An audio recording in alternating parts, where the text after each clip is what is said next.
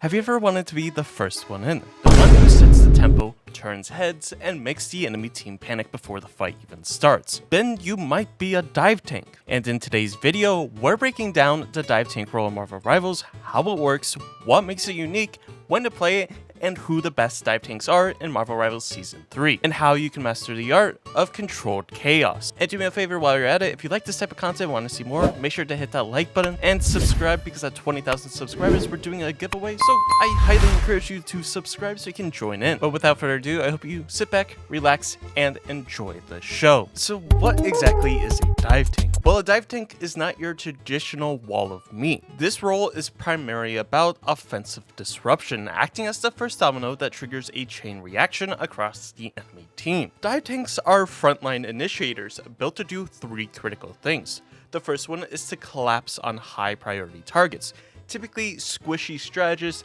supports, or some glass cannon duelists like Hawkeye and Hela. The second critical thing is to break enemy positioning. You want to be scattering the backline setups, ruining high ground advantage, and forcing bad rotations. And the third critical thing you want to be thinking about is to trigger a panic response, burning enemy cooldowns, defensive ults, or heals early into the fight. This is your core 3. What separates a dive tank versus a main tank? Well, where a main tank is like a shield, standing firm, absorbing pressure, and slowly pushing the line forward, a dive tank is like a spear, thrown with intent, aiming to pierce the heart of the formation. Main tanks essentially invite the fight, versus dive tanks initiate it. Your main tanks or your anchor tanks are reactive, while your dive tanks are proactive. Your anchors form the backbone of a composition. Divers rupture the spine of the enemies. If that analogy kind of makes sense, I'm not really sure. It made sense when I was writing it, but who knows? Now, this analogy might seem completely random, but in my opinion, it makes, pretty good sense. You want to think of a dive tank like a controlled missile in a sense. You are highly targeted. Your value depends on choosing the right target at the right time. You're also high impact. Your entry should immediately distort the enemy's plans. And you should always be working on a countdown, whether it's ability cooldowns, ult availability, or how long your backline survives, you are always operating on a timer. A good dive tank doesn't just go in, they detonate value. That might mean drawing 2 support cooldowns, forcing, the sniper, the long-range DPS off a high ground, or isolating a healer long enough for your duelist to finish the elimination. Now, you are not a sponge like your other Vanguards. You're not a solo carry character. You're a shockwave, and your job is to soften the backline, fracture their shape, and create the opportunity for your teammates to secure the fight. Now, if you're going to come up and ask me, what's the true goal of a dive tank? Well, the objective isn't to survive forever. It's to trade cooldowns favorably, force defensive positioning, and create a timing window where your team can explode into the enemy's line with an advantage. Now, if you are doing it right, you don't just dive for eliminations or kills. You dive to rearrange the enemy's priorities, shift their attention, and give your team the tempo and advantage. That's what a dive tank truly does. So what actually qualifies a hero as a dive tank in Marvel Rivals? Now, it's not just being labeled a Vanguard, it's about how you function in the chaos. To be a dive tank, a hero must possess 4 critical traits that enable high impact initiations. Now, when you think of dive tanks, you have to think that dive tanks must be able to close the distance fast. That means leaps, dashes, charge attacks, or any movement tech that lets you ignore the enemy frontline and go straight to the soft targets. Now, this isn't optional. If you can't reach the backline quickly, you're not diving, you're just walking into damage. So of course, we have our examples like Venom, Captain America, the Thing, Hulk, and that's essentially your dive tanks for Marvel Rivals. Again, the beginning portion of these masterclass videos is always an introduction about the playstyle, about the heroes in this category, and so on, and then we go into the more detailed stuff a little bit later on. Now, another element is disruption and crowd control. Now, you don't dive just to exist in the enemy backline, you dive to ruin their setup. Dive tanks rely heavily on disruption tools. Think of knockups, knockbacks, stun, slam, slows, area displacements, or forced movement. And you might be wondering, why is this important to me? I already know about dive characters in this game. Well, you have to keep these ideas in mind because these break enemy focus, stagger their response, and create kill opportunities for their duelists and DPS. You are not just a threat, you're an interrupt button for the enemy's strategy. Now moving on, you need some sort of burst threat or zoning pressure. You don't need to be out DPSing a duelist, but you must be dangerous enough to force a reaction from a strategist or the enemy backline in general. It's not necessarily about raw damage, it's about being a problem that must be solved immediately. Now following that, there's something I like to call tempo durability.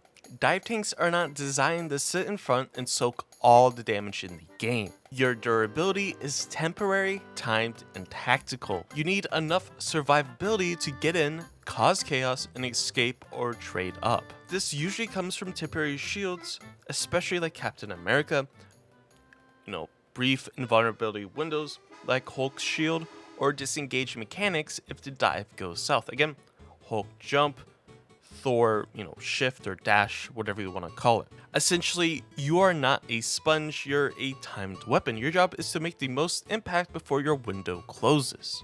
Now moving on to our next section, this is what I like to call to dive or to not to dive. That is the question. Now, picking a dive tank isn't just about what you want to play, it's about what your team is built to execute and what the map and enemy comp allows for. Dive, in my opinion, is not really a flex fit playstyle, it's a full team identity, and when you force it in the wrong environment, it falls apart quite quickly. So dive shines when your team is built for burst. If your duelists include Black Panther, maybe Star-Lord, Psylocke, Spider-Man, congratulations, you're holding a detonator. These heroes thrive off of chaos and burst windows, making them the perfect follow-ups for a strong dive. The second thing to be considering is your strategist play aggressively. You want supports who enable or follow your dive, not ones who hide behind walls. You want to think of characters like Ultron, like Mantis, like Luna Snow, characters that have some decently high mobility that can catch up to the rest of the team so they're just not straggling in the back. Now again, dive shines when the enemy runs a static backline. Dive is surgical pressure.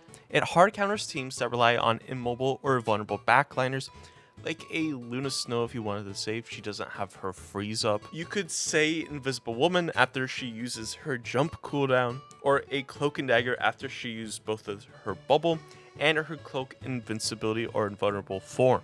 These heroes need some time and space to be effective, and a good dive doesn't give them either. Now, another major factor when it comes to playing dive, and I think a lot of players and a lot of pro teams kind of don't really see this, and that's the map. Maps play a massive part into dive compositions. Maps with verticality, open space, or multiple entry angles like Loki Convoy, or a map like Central Park, and a lot of the domination maps, because you can get creative with flanks, wall jumps, and elevated entry points the enemy team can't easily cover. In theory, if the map lets you skip the front line and explode the back line, that's dive territory. Now, dive kind of falls flat if your team wants to play poke or sustain. You got long range damage dealers like a Hela, or a double main healer setup like a Cloak and Dagger and an Invisible Woman or a Luna Snow. Your team likely wants a slow, controlled pace, not reckless dives.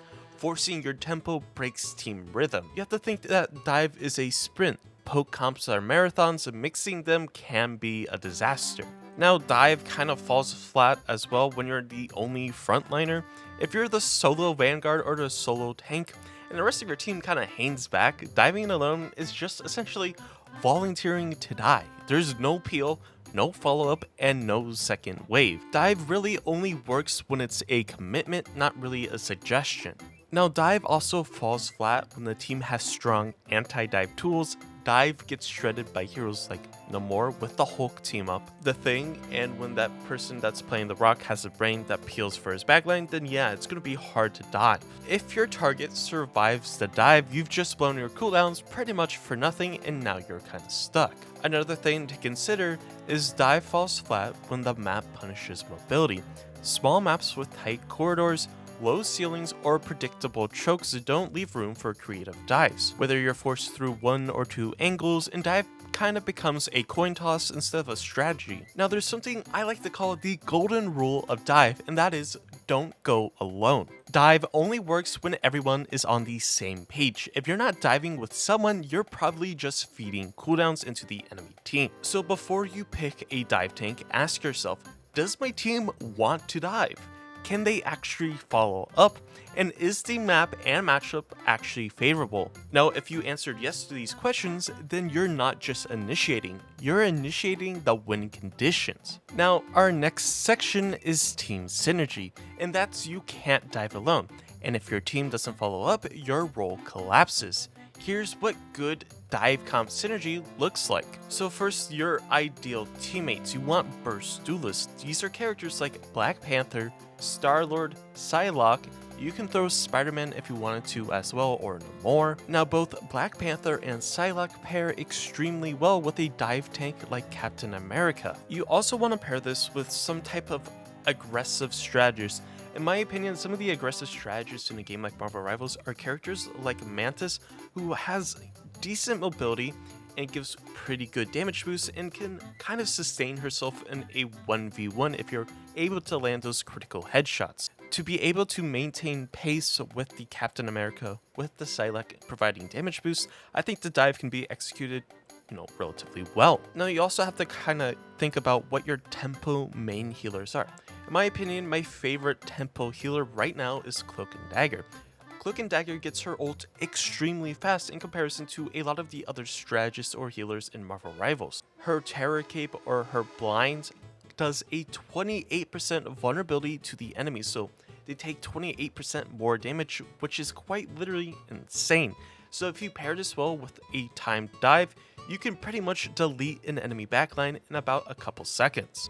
And I've tested this a ton in scrims, and trust me, it is a fantastic idea to do in your own ranked games. Versus bad synergy, in my opinion, when you're diving in as a Captain America, as a Thor, as a Venom, as a Hulk, you don't want your follow-up duelist to be a character like Hela or Hawkeye. That dispels disaster. Trust me, I wouldn't try it. If the character doesn't have a ton of mobility, then it's probably not the best idea to use it as a dive duelist. But you'll be quite surprised to what some people do in this game, honestly. And if you're trying to get some strategists or healers to kind of push up to help you out, you probably don't want an invisible woman to run up to try to heal her, because she only has really one escape option, and it's not the best option in the world. So before you go for your dive, you should definitely see who's on your team, because a dive comp lives and dies by timing and execution. It's not just about being fast, it's about being together. And if you want to come together and be a part of an awesome community, then I highly encourage you to subscribe to my channel. Yes, I said it at the beginning of the video, but I'm saying it again now because people don't subscribe, so you better subscribe. That's enough about that, but let's actually talk about how to actually play the role of a diving Vanguard. Finally, we've come to this point, and that is how to actually play dive tank. Now, picking a dive tank is the easy part. Mastering it is about mindset, timing, and total map awareness. You are not just the initiator, you're the spark that starts the fire. But if you dive in recklessly or mistime your pressure, you're just an ult battery for the enemy team. So here's how to actually play the role the right way. Now, the first tip or first step of playing the dive Vanguard is that you don't want to dive first, you want to dive the fastest. You're not a solo assassin, you're a trigger. Your job is to initiate that team fight, not to start it alone. Wait until your duelists are in range or your strategist is watching the same target. You want to use pings, use your voice, and you want to sync the dive. A fast, coordinated dive wins fights. A solo dive feeds ults and dies alone. The biggest mistake that I see a lot of players make when they want to do some sort of dive execution in a game like Marvel Rivals is not communicating. A lot of the issues people come to me that, they're failing at dive. They can't dive targets successfully. The first thing I'm asking you is that, are you talking to your teammates? Are you coordinating the dive? Are you doing a countdown? Are you calling your target? If you answered no to, these questions, then that's only the first part of the problem. To be able to successfully pull off a dive, just communicate to your teammates. Even if they're not diving with you, as long as they know you're diving in, they know how to prepare for it. Trust me, the second you start doing this, the problems that you might see in ranked play or in your scrim box will become a lot better. Now moving on, you want to draw cooldowns, then back off. A great dive tank doesn't just dive for eliminations, they dive for pressure. Your first entry is about baiting out defensive tools. Ultimates, whether it's a strategist ultimate, a reactive duelist, or a Vanguard ultimate, then you're going in to also bait out some strategist abilities, whether it's Cloak and Dagger's Dagger Storm that she throws out to heal the AoE, or if it's Invisible Woman's Push or Pull, or her Shift, which is her Vortex, or even Luna Snow's Freeze, or Loki's Regeneration Domains. These are all great things that you're baiting out. You also want to take into account if you're baiting out movement escapes like Invisible Woman's Invisible Jump, Loki's TP, or Cloak's Dark Teleportation, or whatever it's called. Then after you bait those cooldowns out, you want to get out of their backline. You disengage. Maybe wait about 5 seconds and go again with an advantage. Because you baited out those cooldowns, you got out and played your life, stayed alive, you can easily go back, re-engage, and go for the eliminations then. Your dive doesn't need to essentially finish the fight, it just needs to start the unraveling. Now, I see a huge, misconception when it comes to playing a dive Vanguard or just the dive style in general. When you dive into the enemy's backline, you don't necessarily need to get an elimination. As long as you get a big cooldown ability out, you've done your part. You get out. And like I was saying, after you get out, you get those big cooldowns out, you immediately go back in once those cooldowns are gone. Now this next one might sound a little bit weird if you're a Vanguard player, but you want to ignore the tanks and threaten the core. If you're spending more than one ability on the enemy Vanguard, you're misplaying. If you're using, abilities as Thor, as Hulk, as Venom, or Captain America, on the other Vanguards in the game, it's kind of bad. Dive tanks are built to skip the front line and punish the back line. Your job is to force healers to peel themselves instead of healing their team. You want to make the DPS players panic, miss position, or burn cooldowns, and you want to break the enemy's rhythm and focus. You don't need to go out and try to eliminate them. You just need to make them stop playing the fight the way they want to, which is definitely very hard if you're getting into dive Vanguards for the very first time. But trust me, if you can master dive Vanguards, playing ranked mode or ranked matches becomes a lot easier because a lot of the time players don't know how to deal with dive Vanguards or dive tanks like Captain America, like Venom, like Hulk. It can be very easy to roll games, carry games on those heroes or tanks. Now, just like with anything, you want to flank from angles the enemy isn't watching. Dive succeeds through surprise and unpredictability. You want to use high ground drops, corner peeks, elevation shifts, off-angle dashes, or different types of routes. You never want to dive from the same path twice. You want to become untrackable because if they see you coming, they already have cooldowns ready. Again, you are not brute forcing the fight.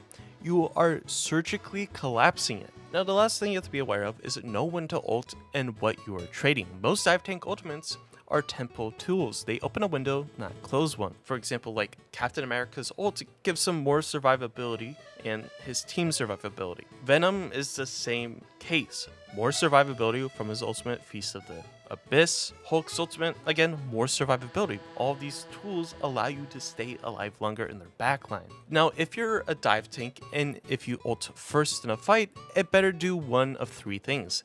Get an elimination or force an enemy ult to return. Either secure a major map space, a point flip, objective clear, or push conversion. And lastly, did you win the cooldown war? Otherwise, you just gave up your biggest power spike for nothing, and now you're a tank with really no threat. A bad ult isn't just wasted, it's a tempo reset for the enemy team. Now, believe it or not, dive tanks require brains more than brawn. Every decision you make, when to dive, where to dive, who to pressure, should be setting up a checkmate, not a brawl. You are not there to soak damage, you're here to force mistakes and then capitalize on them before they recover. Now, dive tanks are easily one of the most thrilling and high impactful roles in Marvel Rivals, but they demand coordination, map awareness, and trust in your team. If you're the kind of player who thrives on setting the pace, breaking enemy formations, and making that play that turns the fight, this is the role for you. And let me know in the comments, who's your go-to dive tank, or if you're still exploring, who are you testing out next? And while you're at it, don't forget to like, subscribe, and hit that bell notification. I've got plenty more advanced Marvel Rivals breakdowns, hero guides, strategy guides, map guides, whatever you want coming your way. I hope you have a great and safe day, and I'll catch you in the next one. Now on to some gameplay.